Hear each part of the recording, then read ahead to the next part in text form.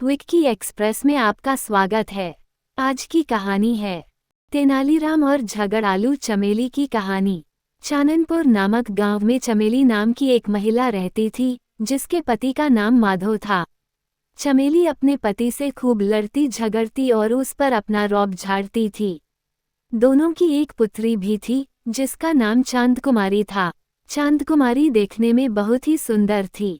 इतनी सुंदर व योग्य होने के बावजूद भी कोई उससे शादी नहीं करना चाहता था।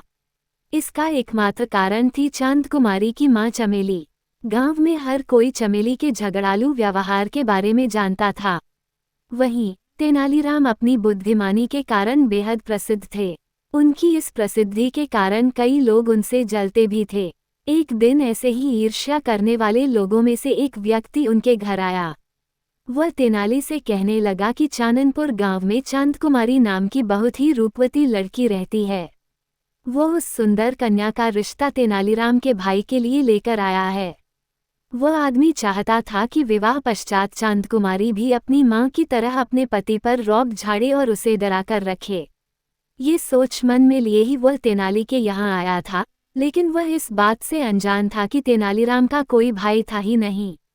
तेनालीराम को उस आदमी की खराब नियत का पता शुरू में ही लग चुका था, क्योंकि वे भी चमेली के झगड़ालू आदत के बारे में पहले से ही जानते थे। तेनाली ठहरा अति बुद्धिमान। उसने नाटक करते हुए लड़की के बारे में और जानकारी ली। अंत में रिश्ते के लिए हामी भरी और उस आदमी को चाय पानी पिलाकर विदा किया। अब परेशानी ये थी कि विवाह के लिए तेनालीराम को एक भाई की आवश्यकता थी, क्योंकि वह विवाह के लिए हाँ कर चुका था। उसकी तलाश में तेनाली दूसरे गांव की ओर चल पड़े। वो युवक की तलाश कर ही रहे थे कि उन्हें रास्ते में एक परेशान युवक मिला। जब तेनालीराम ने उसकी परेशानी का कारण पूछा तो उसने जवाब दिया, मैं काम की तलाश में हूँ।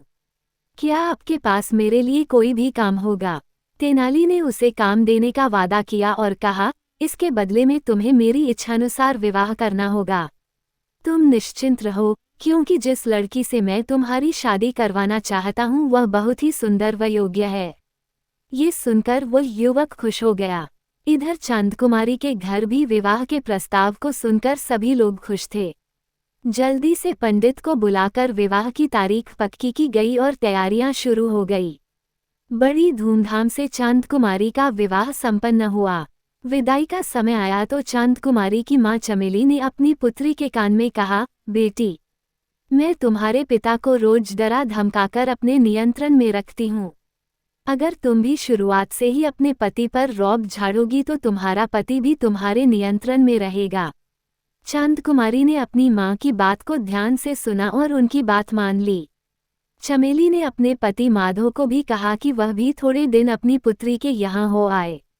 धीरे धीरे समय बीता और चांदकुमारी को यह एहसास हुआ कि उसके पति व तेनालीराम बहुत ही अड़ियल व रूखे स्वभाव के हैं, लेकिन फिर भी वह किसी न किसी बात पर हर रोज अपने पति से लड़ ही लेती थी और अपने गुस्से का प्रदर्शन भी कर देती थी। इधर माधव भी वहीं रह रहा था, तो तेनालीराम ने उसे दूध, घी, बादाम आदि पौष्टिक भोजन खूब खिलाया और कुछ ही महीनों में उसे तगड़ा बना दिया।